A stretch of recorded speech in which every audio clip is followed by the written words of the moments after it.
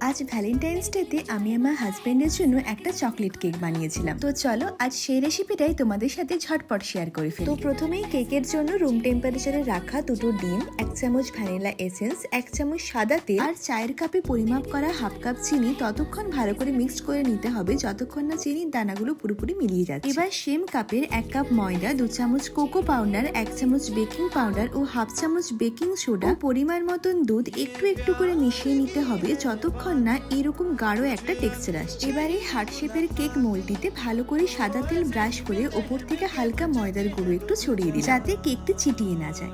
এরপর কেকের সম্পূর্ণ ব্যাটারটি এই মোল্ডটিতে ঢেলে ওভেনে 5 মিনিট ধরে প্রিহিট করা এই কড়াটিতে বসিয়ে হালকা আঁচে 45 মিনিট মতন রেখে দিলে রেডি আমাদের স্পঞ্জি চকলেট। এবার এটিকে আরেকটু টেম্পটিং বানানোর জন্য ডেয়ারি মিল্ককে ভালো করে মেল্ট করে কেকের উপর এভাবে স্প্রেড করে দিয়েছি। এই ভিডিওটি ভালো লাগলে তোমরা চ্যানেলটি অবশ্যই সাবস্ক্রাইব করে দিও।